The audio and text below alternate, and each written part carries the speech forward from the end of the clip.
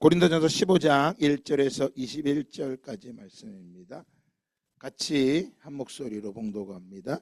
시작. 형제들아, 내가 너희에게 전한 복음을 너희에게 알게 하노니 이는 너희가 받은 것이요 또 그 가운데서 선 것이라.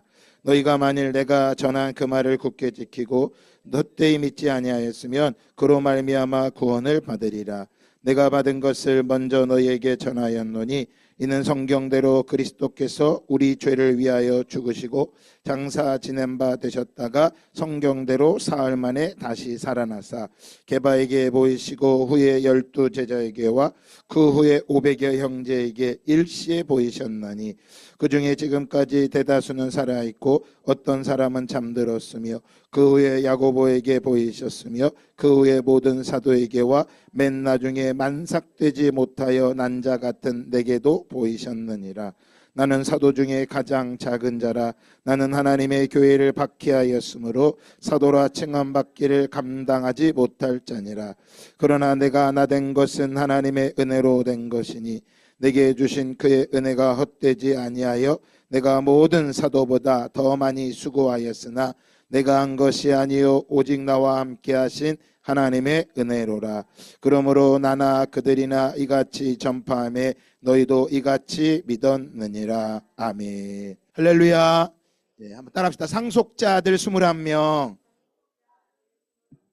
네, 이라는 제목으로 말씀을 선포합니다. 오늘은 부활절입니다. 이 부활절은 우리에게 너무나 귀한 날입니다. 오늘 본문이 기록된 고린도 전서는 고린도 교회를 말하고 있는 것입니다. 고린도라는 도시는 지금의 그리스에 있는 도시입니다. 그곳은 헬라 철학이 아주 발달했던 도시였습니다. 헬라 철학, 그곳에 교회가 있다 보니 이 세상의 철학과 교회의 말씀이 많이 충돌하게 되었습니다. 헬라 철학은 만물 가운데 사람의 영혼이 가장 고상하고 사람의 영혼은 영혼불멸하다고 가르쳤습니다. 그리고 육체는 죄가 머무는 장소이기 때문에 저급한 장소이고 죽으면 썩어 없어진다고 가르쳤습니다. 그래서 헬라 사상에 물들어 있던 많은 고린도 교회 성도들은 육체가 부활하는 것은 결코 있을 수 없다고 믿었습니다. 그 영향이 교회에도 고린도 교회에도 상당한 영향을 미쳤고 그러다 보니까 고린도 교회 교인들 가운데는 죽은 자 육체의 부활에 관해서 의문을 가진 질문을 하는 사람들이 꽤 많이 있었다고 합니다. 육체가 부활할 수 없다고 생각한 것이죠. 그래서 바울은 고린도 교회에 가지고 있던 그런 잘못된 생각, 사상, 가치관에 대해서 구체적이고 체계적이고 논리적으로 설명해 주고 있는 게 오늘 고린도전서 15장 부활에 대해서 아주 자세히 말씀해 주고 있습니다. 그 중에 오늘 저는 일부를 전하려고 합니다. 부활의 교리는 기독교 신앙의 아주 깊은 뿌리입니다. 부활이 없다면 기독교는 의미가 없는 것이고 부활이 없다면 세상에서 가장 불쌍하고 미련한 사람들이 오늘 저와 여러분이라고 말하고 있습니다. 저희 교회는 우리 집 권사님이 기도한 것처럼 생명의 공동체를 꿈꾸고 있습니다. 생명의 공동체는 영적인 관계를 말하는 것입니다. 예수님의 살과 예수님의 피를 나누는 것입니다. 그저 교회를 다니는 것이 아니라 우리가 영적인 관계 안에 있다라고 하는 것입니다. 관계는 쉬운 게 아닙니다. 그래서 직장을 다녀도요, 몸으로 단순하게 하는 직장은 몸만 힘들다 그래요. 그러나 관계를 맺어야 일하는 이 정신적인 일하는 것, 사람과의 관계를 일하는 사람들은 정말 힘들고 어렵다고 말합니다. 그래서 상담원들이 굉장히 많이 힘들어합니다. 교회는 그냥 몸이 있는 데가 아닙니다. 그래서 이번 고난주간 특별 새벽기도 때 부르심에 대한 말씀을 제가 전했죠. 참여한 분들은 아실 거고 참여하지 못하신 분들은 유튜브로 한번 한번 들어보시기를 바랍니다. 우리 주님은 우리를 다 한 사람 한 사람 부르셨습니다. 그래서 교회는 누구나 다닐 수 있는 데가 아닙니다. 한 번쯤은 올 수 있지만 계속해서 다니는 건 결코 쉬운 게 아닙니다. 왜냐하면 영적인 관계가 있기 때문입니다. 생명의 관계는 영적인 것만 가능한 것입니다. 그 영적인 생명의 관계는 시간의 관계를 공유해야 됩니다. 시간의 관계. 그래서 부부가 된다라고 하는 것은 같은 시간을 공유하겠다고 약속하는 것입니다. 그래서 교회가 되면, 생명의 관계가 되면 모이는 것에 힘써야 됩니다. 모이지 않으면 생명의 관계가 될 수 없는 것입니다. 많은 교회들이 이 생명의 관계가 아닌 시간의 관계를 공유하지 않고 그저 다니려고 합니다. 이번 고난주간 특별수백 말씀 전했지만 아무든지 나를 따라오려거든. 예수님 말씀하십니다. 나를 따라오려거든. 두 가지가 있어야 됩니다. 자기를 부인하고 자기 십자가를 지고 나를 따를 것이니라라고 예수님은 분명하게 말했습니다. 나를 따르려거든 것은 교회를 다니는 것을 말하는 게 아닙니다. 교회를 다니면 반드시 생명의 관계가 돼야 되는데 생명의 관계는 자기를 부인하고 자기에게 맡겨진 십자가를 지고 가야 되는 것입니다. 그것은 바로 시간을 공유하는 것이고 물질을 공유하는 것입니다. 우리가 교회에 와서 예물을 드리는 것은 바로 내가 생명의 공동체라고 하는 것을 우리가 선언하고 있는 것입니다. 그래서 우리가 오늘 드려진 헌금 중에 저 빛과 소금의 교회, 우리랑 저 경상도에, 저는 아직 그 목사님 얼굴도 보지 못했어요. 그 교회가 어떻게 생겼는지도 모릅니다. 그러나 그 교회가 우리가 함께 생명의 관계가 돼 있기 때문에 그 교회와 물질을 공유하는 것입니다. 바로 부활절은 우리에게 있어서 신앙의 뿌리입니다. 죄악의 고통 속에서 수많은 사람들이 살아가고 있는데 영과 육이 사탄의 세력과 사망의 죽음 앞에 고통당하고 있는 그들을 깨트리는 부활 신앙이야말로 우리는 이 땅에 살아가는 근거의 신앙이 되는 것입니다. 지난주에 이 부활의 신앙을 먼저 전했죠. 창세기 14장에 롯과 아브라함의 이야기가 기록되어 있습니다. 그 땅에서 전쟁이 났습니다. 배반함으로써 롯이 살고 있던 소돔과 고모라 성의 14명의 왕들이 자신들을 13년 동안 섬기다가 14년째 섬기질 못한 거예요. 왜? 돈이 없으니까 못 섬기는 거죠. 여러분, 하나님의 교회는요, 없으면 안 섬기면 하나님 뭐라고 말씀 안 하십니다. 그래서 각자의 수준에 따라서 구약 레위기서에 보면 어떤 사람은 소를 드리고 어떤 사람은 양을 드리고 어떤 사람은 비둘기를 드리고 비둘기조차도 없으면 가루를 갈아서 하나님께 제사를 드렸습니다. 그래서 교회 오실 때 여러분의 형편껏 하나님 앞에 받은 은혜만큼 드리면 되는 것입니다. 그 땅에 전쟁이 일어났죠. 근데 이 전쟁에서 뭐 하게 됩니까? 정말 나라와 아브라함이 싸웠는데 아브라함이 전쟁에 승리하게 됩니다. 그 승리의 비밀은 뭐였어요? 한 몸 된 318명이 있었기 때문입니다. 여러분, 전쟁은 한 몸이 돼야 이기는 것입니다. 근데 그 종들이 왜 한 몸이 됐다 그랬어요? 구약의 종은 세 종류의 종이 있다 그랬죠. 사원 종이 있고 그 사원 종은 자기가 그 간만큼만 하면 되는 거예요. 두 번째 종은 어떤 종이었어요? 스스로 종이 된 종이었어요. 귀뚫린 종이에요. 난 종이 되겠습니다. 여러분, 그 종들은요 한밤중에 전쟁을 할 수 없어요. 이 전쟁에서 중요한 건 뭐라 그랬어요? 한밤중에 전쟁을 했다고 말씀을 드렸어요. 밤중에 전쟁을 하려면요 눈에 보이지 않아요. 한 몸이 되면 못합니다. 이 한 몸 됐다는 건 뭐예요? 가정에서 함께 길이어지고 함께 살아왔던 종이라는 거예요. 여러분, 교회가 한 몸 공동체가 왜 중요한 거예요? 함께 먹고 함께 사는 거기 때문에 중요한 거예요. 그 한 몸이 되니까 무엇합니까? 승리했습니다. 그래서 한 몸은 뭐예요? 몸은 하나인데 많은 지체가 있고, 여러분 우리가 한 몸 안에 들어와 있는 것입니다. 많은 지체가 있고 몸의 지체가 많으나 한 몸인가 같이 그리스도도 그러하니라. 우리가 유대인이나 헬라인이나 종이나 자유인이나 다 한 성령으로 세례를 받아 한 몸이 되었고, 여러분 생명의 지체가 되었음을 지금 바울은 고린도 교회에 이야기하고 있는 거예요. 골로새 교회도 이야기했습니다. 그리스도의 평강이 너희 마음을 주장하게 하라. 너희는 평강을 위하여 어떤 몸으로요? 한 몸으로 부르심을 받았다라고 성경은 우리에게 말씀해 주고 있습니다. 한 몸으로. 그러니까 여러분, 왜 분쟁이 일어나는 거예요? 뭐가 되지 않았기 때문이에요. 한 몸이 되지 않았기 때문이에요. 한 몸. 부부간에도 뭐가 되면요, 한 몸이 되면 부부가 뭐가 있을까요? 평강이 있는 거예요. 사랑은 감정이 아니에요. 제가 결혼을 앞두고 청년들 교육을 하거든요. 결혼하면 사랑을 감정으로 생각하면 그 부부는 아직 한 몸이 된 게 아니에요. 뭐가 되는 거예요? 한 몸으로 부르심을 받았다고 말하는 거예요. 교회가 그래서 뭐예요? 교회 또한 한 몸으로 부름을 받았다라고 말하고 있어요. 그러면 자, 여러분, 우리가 이 부활의 소식을 들었어요. 그러면 이 부활을 고린도전서 말합니다. 그러므로 내 사랑하는 형제들아, 한번 읽어볼까요? 시작. 전실하며 흔들리지 말고 항상 주의 일에 더욱 힘쓰는 자들이 되라. 이는 너희 수고가 주 안에서 헛되지 않은 줄 알미라. 우리가 뭐 하지 말고 견실하며 흔들리지 말라고 말하고 있어요.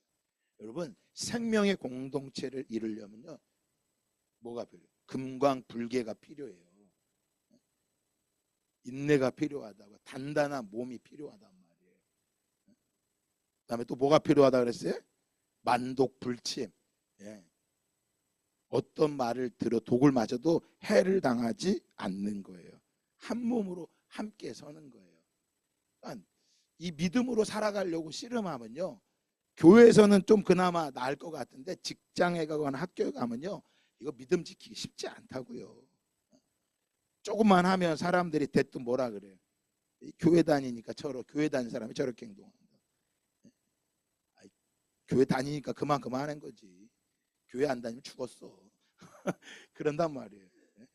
이게 씨름이란 말이에요. 그래서 흔들리지 마셔야 돼요. 부활의 신앙을 가졌으면 견실하고 흔들리지 마세요. 끝까지 수고하고 했으면 그것들이 열매가 있음을 믿으시기 바랍니다.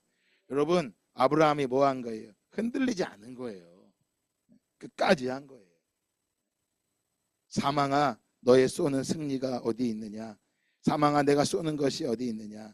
사망이 쏘는 것은 죄요, 죄의 권능은 율법이라. 우리 주 누구로 말미암아?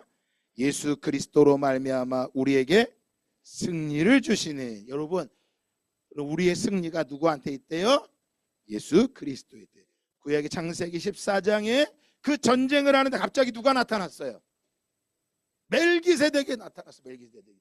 아니, 뜬금없이 멜기세덱이 뚝 하고 나타났어요. 근데 멜기세덱을 보자마자 아브라함이 어떻게 했어요? 전리품을 드리죠. 그래서 말씀드렸죠. 여러분, 전쟁은요, 우리에게 어려움이 있고 힘든 것은 전쟁에 하나님이 무엇을 주시려고 하는 거야? 전리품을 주시는 거예요. 그래서 여러분, 한 달 동안 열심히 일하는 거, 그건 내가 승리했다고 전리품을 하나님께 뭐 하기 위해서? 드리기 위해서 열심히 직장에 다니는 거예요. 할렐루야. 그 신앙이 없으면, 이따 말씀 전하겠지만 이 직장 생활이 뭐하러 이거 있나?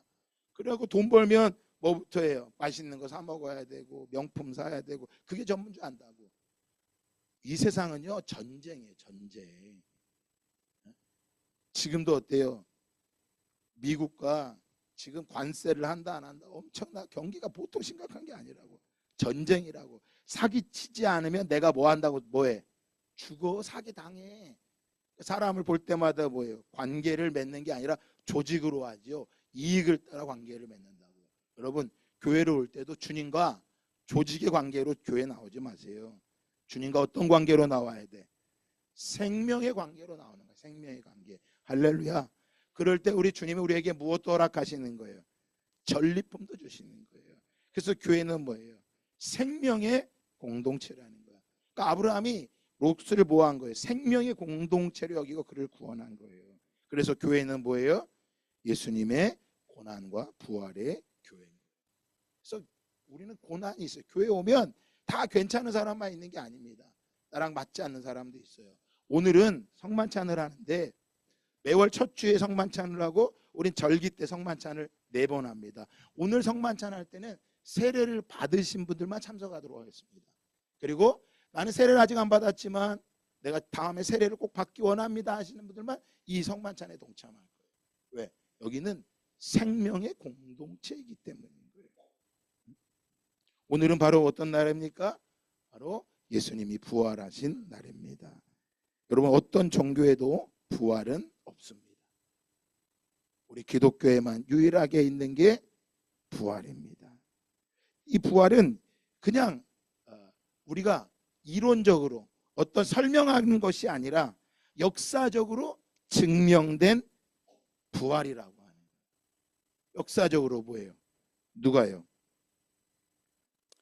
5절에 보니까 게바에게 보이시고 후에 12제자와 그 중에 지금까지 대다수는 살아있고 어떤 사람은 잠들었으며 그 후에 야고보에게 보이셨으며 그 후에 모든 사도에게와 맨 나중에 만삭되지 못하여 난 자 같은 데게도 보이셨느니라. 예수님이 부활하셨을 때 많은 이들이 예수님의 부활을 보았습니다.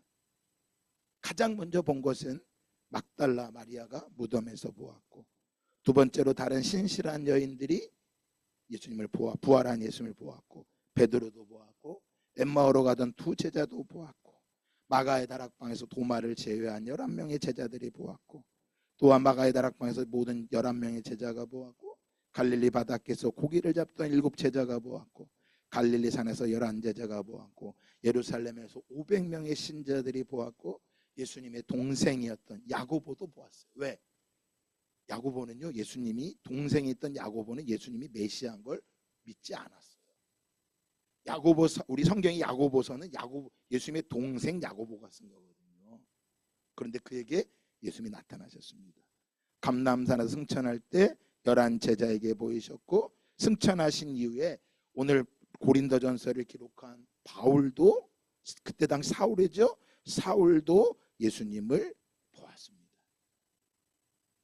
여러분, 이 예수님을 본 사건이, 역사적인 사건이 2000년 전에 신약 성경에만 있는 게 아니라 2015년 2월 리비아의 한 해변가에서 21명의 상속자들로부터 부활의 주님이 증거가 되었습니다. 지금부터 10년 전 2월 리비아의 해변가에서 21명이 IS에 의해서 참목이 잘리는 참수를 받았습니다. 이들은 이집트의 미니아주의 아루드 마을이라고 하는 그곳에서 20명이 리비아에 가서 일을 했다고 합니다. 그들의 이름입니다. 20명이. 그리고 마지막에 아주 특별한 게 있는데, 여기 까만 사람, 이 사람은 가나의 마테 아야리가라고 하는 청년입니다. 이들은 돈을 벌기 위해서 리비아로 일을 하러 갔습니다. 하지만 그곳에서 이 21명은 모두 다 죽음을 맞이하게 됩니다. 이유는 하나입니다. 예수를 믿었다는 이유 때문입니다. 집으로 돌아가던 이 20명 가운데 집으로 돌아가던 3명의 사람들이 가다가 IS한테 잡힌 거예요. 그래서 그들을 조사해 보니까 신앙을 가졌다는 이유로 이들이 일했던 곳을 들어가서 봤더니 나머지 사람들이 예배하고 있는 것을 알게 돼서 그 21명을 잡아다가 고문을 하고 계속 회유를 하고, 먹을 걸 주고 회유를 하고 고문을 했지만 그들이 결코 자신이 상속자임을 포기하지 않고 믿음을 지켜다가 결국 이들은 뭐하게 됩니까? 참수를 당하게 됩니다. 그들이 참수당했을 때 그의 어머니들이 이렇게 얘기했습니다. 나는 아들을 잃었지만 그는 예수님 곁에 있어요. 나는 자랑스럽습니다. 그는 예수님의 이름을 부인하지 않았습니다. 그 마을에 한 청년이 이렇게 얘기했습니다. 그들은 예수님의 이름을 외치며 죽었습니다. 우리는 울었지만 하나님은 그들을 순교자의 관으로 영광스럽게 맞이하셨습니다. 21명이 그들이 죽으면서 마지막에 그들이 외쳤던, 21명이 동시에 외쳤던, 한 명 한 명이 참수를 당하면서 외쳤던 건 뭘 외쳤을까요? 그렇죠. 그들은 예수님이라고 외쳤습니다. 여러분, 이 땅에 살면서 여러분이 죽기 전에 내가 아파트를 안 샀어, 내가 건물 그때 자동차를 샀어야 되는데, 내가 그때 땅을 샀어야 되는데, 이러고 죽는 사람이 있을까요? 아무도 없습니다. 다 뭐라고 하면서 죽나요? 미안해, 사랑해, 고마워. 이건 왜 그런 거예요? 사람은 물질이 아니기 때문에 그래요. 생명이기 때문에 그래요. 여러분, 저와 여러분도 뭐라고요? 죽음을 맞이하죠. 뭐라고 할까요? 부모님에게, 형제들에게 미안해, 고마워, 사랑해. 그리고 뭐라고요? 마지막에 예수님이라고 죽지 않을까요? 올해가 딱 10주년이 되는 해입니다. 이때 순교한 21명의 순교한 이들이, 그러면서 기억하면서 그들을 죽음이 헛되지 않아서 꼽투교했던 이들이, 모든 종교에서 이들이 순교자임을 알리면서 이들을 알려야 되겠다, 이 부활의 주님을 알려야 되겠다 하면서 얼마 전에 영상이 하나 만들어졌습니다. 만약에 부활이 없다면 오늘 바울은 이들 보고 이렇게 이야기할 것입니다. 그리스도께서 만일 다시 살아나지 못하셨다면 우리의 전파하는 것도 헛것이요 또 너희 믿음도 헛것이라. 가장 불쌍한 자가 저와 여러분이라고 말할 것이고, 더 불쌍한 자들은 저들이라 말할 것입니다. 자, 이 부활절, 이 부활을 기억할 때 우리는 바로 저 예수님을 기억해야 할 것입니다. 또한 여러분, 4월 20일은 무슨 날인지 아십니까? 부활절이지만 이 날은 세상에서 바로 1년에 한 번 보내는 장애인의 날입니다. 오늘이 바로 그 장애인의 날입니다. 올해는 특별히 장애인 날과 부활절이 같이 겹치게 되었습니다.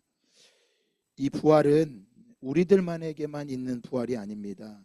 예수님께서 이 땅에 오셔서 차별, 혐오, 그것으로부터 우리를 자유케 하신 날입니다. 바로 이 장애를 당하고 있는, 고통당하고 있는 저들의 아픔들을, 그들은 무슨 잘못을 해서가 아니라, 또한 그들이 무엇인가 문제가 있기 때문이 아니라 장애인과 우리는 함께 부활로 살아가는 것입니다. 여러분, 부활의 주님은 이 땅에 누구도 차별과 혐오가 없는 아름다운 하나님의 나라를, 바로 조직의 관계가 아닌 생명의 관계로 저와 여러분을 부르셨음을 믿으시기 바랍니다. 많은 외국인들이, 노동자들이 와서 일을 하고 있고요, 많은 외국인들이 이 땅에 일하고 있고, 많은 장애인들도 있습니다. 바로 부활절은 그들에게도 기쁨의 소식이 되는 것이고, 저와 여러분의 생각도 바꾸는 날임을 믿으시기를 바랍니다. 예수님의 부활은 우리에게 어떤 걸까요? 이 땅에 어떤 의미일까요? 첫 번째, 복음이라고 하는 것입니다. 오늘 1절에 보면 바울은 말합니다. 형제들아, 내가 너희에게 전한 복음을 너희에게 알게 하노니. 바울은 복음을 전한다고 말하고 있습니다. 무엇일까요? 3절에 보니까 내가 받은 것을 먼저 너희에게 전하였노니 이는 성경대로 그리스도께서 우리 죄를 위하여 죽으시고 장사 지낸 바 되셨다가 성경대로 사흘 만에 다시 살아나사. 복음은 바로 하나님의 사랑을 말하는 것입니다. 끊임없이 하나님의 사랑을 거절하고 저토록 살인을 하고 차별을 하고 혐오하는 세상 속에서 우리 하나님께서는 예수 그리스도의 부활을 통하여서 하나님의 사랑을 증거하고 있고 인류의 죄악을 덮겠다고 우리 주님은 말씀하고 계시는 것입니다. 두 번째입니다. 부활은 바로 은혜인 것입니다. 10절 우리 다 같이 한번 읽어볼까요? 시작. 그러나 내가 나된 것은 하나님의 은혜로 된 것이니 내게 주신 그의 은혜가 헛되지 아니하여 내가 모든 사도보다 더 많이 수고하였으나 내가 한 것이 아니요 오직 나와 함께 하신 하나님의 은혜로라. 바울은 고백합니다. 은혜로 살아간다고 말하고 있습니다. 부활은 어둠과 빛, 여러분 죽음과 생명의 싸움에서 승리하셨다라고 우리 주님이 선언하고 있는 것입니다. 이 승리는 은혜인 것입니다. 예수 믿으면 착하게 살아야 된다, 도덕적으로 살아야 된다, 그것을 말하는 게 아닙니다. 여러분, 착하게 살고 도덕적으로 살아간다고 천국 가는 게 아닙니다. 바로 무엇이에요? 은혜인 것입니다. 그래서 말씀을 듣고 나면 뭔가 착하게 살아야 되겠다, 그래서 직장에 가서 선을 베풀고 왔는데 선이 베푸는데 선으로 돌아오지 않으면 더 화가 나는 거예요. 내가 믿음으로 살아야 되겠다, 목사님 말씀을 듣고 믿음으로 살아야 되겠다 하고 믿음으로 살겠다 결단했는데 가서 믿음으로 살아가려고 하니까 돌아오는 게 좋은 게 안 돌아오면 더 이상 믿음으로 살고 싶지가 않은 거예요. 오늘 바울은 말합니다. 내가 나 된 것은 하나님의 은혜로 된 것이다. 여러분, 복음은요, 절대 의존하는 거예요. 하나님을 절대적으로 의존하는 거예요. 하나님뿐입니다. 그러나 그 절대적인 의존이요, 끝나는 게 아니라 독립적인 존재로 나아가는 거예요. 내가 절대 의존을 하지만 내가 하나님을 떠나서 얼마나 독립된 존재로 내가 부활의 예수님과 함께 살아가고 있는지를 여러분, 직장에서, 학교에서, 교회에서 증거하는 거예요. 절대 의존만이 올바른 신앙이 아닙니다. 독립적인 존재도 될 수 있어야 돼요. 여러분, 저 리비아에 일하러 갔던 저들이 교회를 떠나서 뭐합니까? 돈을 벌러 갔어요. 그런데 저들은 다 뭐예요? 독립적인 존재로 그들의 신앙을 뭐한 거예요? 지킨 거예요. 우리 한국 교회는 절대 의존만이 신앙인 줄 알아. 여러분, 절대 의존이 신앙이지만 더 신앙은요, 독립적인 존재로 살아갈 수 있어야 되는 거예요. 눈에 보이지 않는 하나님이 아니라 나와 늘 뭐 하는 거예요? 함께 하신 하나님이세요. 그래서 물질이 나를 주장하는 게 아니에요. 오늘 드려진 헌금 중에서, 부활절 헌금 중에서 아까 그 말씀, 그 발달 장애인을 섬기는 교회 목사님에게 좀 섬기려고 합니다. 여러분, 신앙생활을 이상하게 하지 마세요. 교회를 다니는 게 신앙생활이 아닙니다. 자기를 부인할 수 있어야 됩니다. 그리고 또한 뭐예요? 상호의존입니다. 하나님 우리와 함께 하시기 원하십니다. 우리도 주님과 뭐예요? 함께 하는 거, 상호의존이 생명의 관계인 것입니다. 교회 안에 다른 지체들과 뭐 하는 거예요? 함께 살아가는 거예요. 그래서 키르기스탄은 교회가 우리랑 떨어져 있는 교회가 아니에요. 발달 장애인을 섬기는 교회가, 그 교회가 우리와 상관이 없는 교회가 아니에요. 은혜로 살아가는 것입니다. 어둠과 빛과의 전쟁, 죽음과 생명의 싸움에서 우리 주님이 승리하셨다는 거예요. 그래서 예수님의 부활은 세 번째 바로 진리를 선포하는 것입니다. 하나님의 심판인 것입니다. 55절 다 같이 한번 읽어볼까요? 시작. 사망아, 너의 승리가 어디 있느냐? 사망아, 내가 쏘는 것이 어디 있느냐?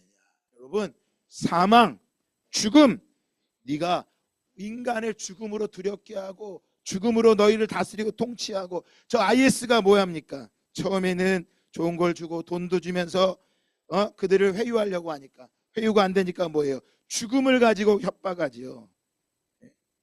죽음을 가지고요. 그러나 21명의 상속자들은 뭐합니까? 진리를 붙잡았어요. 뭐예요? 하나님의 심판. 내가 심판당하는 게 아니라 우리를 죽음으로 몰아가는 그 죽음이 심판을 당할 거다. 그래서 같은 이슬람 사람들도 저걸 가지고 저건 이슬람이 아니다, 이슬람이 아니다 막 했어요. 그럼 IS가 왜 그랬을까요? 여러분, 저 콥트교들을 죽여서요, 이집트와 리브와의 또 다른 전쟁을 일으켜서 혼란을 일으키려고 하는 거예요. 그러니까 진리가 아닌 건요, 분열을 일으킵니다. 그러나 진리가 들어가면 생명의 관계는 분열이 아니라 뭐가 되는 거예요? 하나가 되게 하는 거예요. 할렐루야. 사랑은 감정이 아닙니다. 사랑은 주고받는 관계가 아니에요. 그러면 예수님의 부활은 우리에게 복음이고 은혜이고 진리라면, 오늘 이 부활이 우리에게 다가왔다면 부활의 삶을 살아가는 건 어떤 삶을 말하는 걸까요? 오늘 우리는 21명의 부활의 삶을 살아가는 저들을 보았습니다. 자, 31절, 32절을 같이 한번 읽어볼까요? 시작. 형제들아, 내가 그리스도 예수 우리 주 안에서 가진 바 너희에게 대한 나의 자랑을 두고 단언하노니 나는 날마다 죽노라. 여러분, 부활의 삶이란 뭘까요? 날마다 죽는 삶인 것입니다. 여러분, 바울은 말합니다. 내가 에베소에서 맹수와 더불어 싸웠다면, 내가 나의 유익을 위해 살았다면, 나의 이익을 위해 살았다면 그것이 무슨 의미가 있겠느냐. 하지만 죽은 자가 살아나지 못한다면 오늘 죽은들 그게 무슨 의미가 있겠냐. 그렇지 않으려고 열심히 살아가지만 우리는 뭐 하는 거예요? 죽음으로 끝나는 것이 아니라 더 많은 것을 얻기에 먹고 마시자 할 터지만 나는 날마다 죽노라. 무엇이에요? 부활이 있기 때문이라는 것이에요. 여러분, 직장에서 날마다 죽기를 축복합니다. 가정 안에서 날마다 죽기를 축복합니다. 우리 그리스도인들이요, 요즘 한국 교회가 세상에서 사람들이 볼 때 우리처럼 혐오적이고 차별적이라고 말하는 단체가 없어요. 우리가 혐오주의자래, 차별주의자래요. 왜 그런 소리를 들을까요? 죽지 않기 때문인 거예요. 옳다고 주장만 할 줄 알기 때문인 거예요. 여러분, 옳은 것을 주장하는 것보다 죽는 건 더 어려운 거예요. 진리를 위해 죽고 복음을 위해 죽는 건 결코 쉬운 게 아닙니다. 이거 은혜인 것입니다. 부활의 삶이란 두 번째로 14절에 보니까 그리스도께서 만일 다시 살아나지 못하셨다면 우리의 전파하는 것도 헛것이요 너희 믿음도 헛것이다. 여러분, 이 세상이 헛된 삶이기 때문에 열심히 돈 모으고 열심히 살아야 되겠다. 여러분, 이 세상이 헛됩니다. 그러니까 믿음으로 살아야 됩니다. 여러분, 헛되니까 더 열심히 사시기를 축복합니다. 이 세상이 헛되니까 열심히 사는 거예요. 왜 여러분 우리 데살로니가서 기록된 줄 아세요?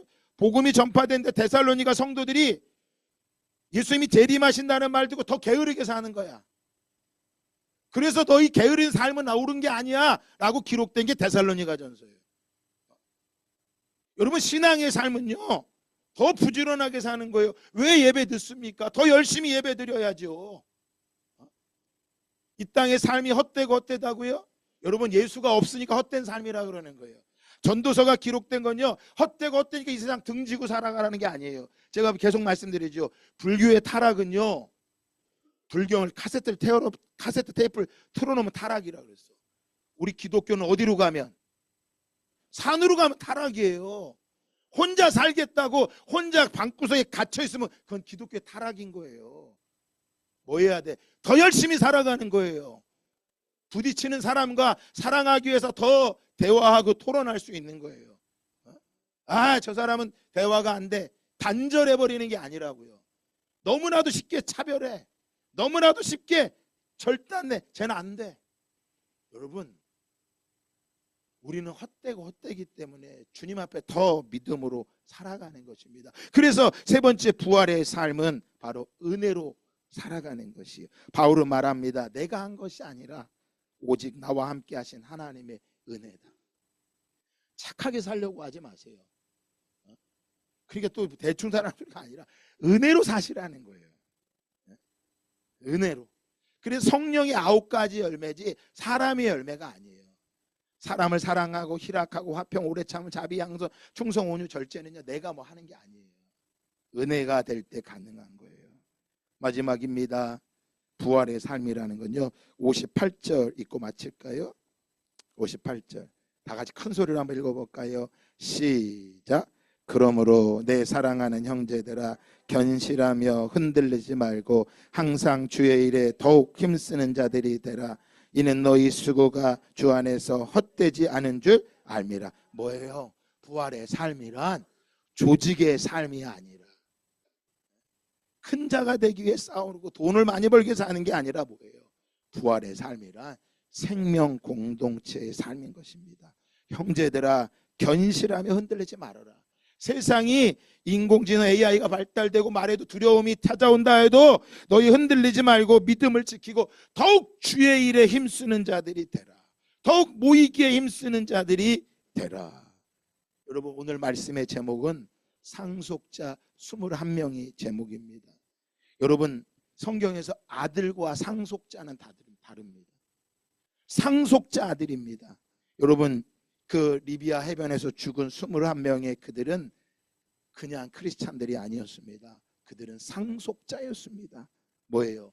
상속자는 성경에 보면 단순히 재산을 물려받는 의미가 아닙니다. 하나님과의 관계, 언약, 정체성을 갖고 그리스도와 함께 고난을 받은 상속자가 되겠다고 말하는 것입니다. 하나님의 약속을 따라 유업을 받겠다고 말하는 것입니다. 여러분, 부활은요 누구에게 주는 거예요? 상속자에게 주는 거예요. 예수 믿고 예수님이 갖고 있는 복 받아서 재산이나 물려받겠다고 하는 사람들은 이 고난의 자리에 오면 다 떠납니다. 예수를 부인하고 떠나갑니다. 그러나 상속자로 부름받은 그들, 다음 주부터 그 상속자를 전할 텐데, 그 상속자로 부름받은 21명의 이집트 꼽트 교도들은 뭐 한 거예요? 예수님과의 생명의 관계였고, 그분과 언약을 맺은 관계였고, 자신이 부활의 정체성을 갖고 있었기에 예수가 걸어갔던 그 고난을, 십자가를 지고 그들도 걸어갔기에 그들은 약속의 유업을 받게 되었습니다. 이 부활은 바로 그 약속의 유업을 받은 자들의 증표인 것입니다. 사랑하는 성도 여러분, 그 부활의 증표가 오늘 장애인들에게도, 우리가 가까이 있는 모든 이들에게 증거하는 복된 날이 되시기를 예수 그리스도의 이름으로 축복합니다.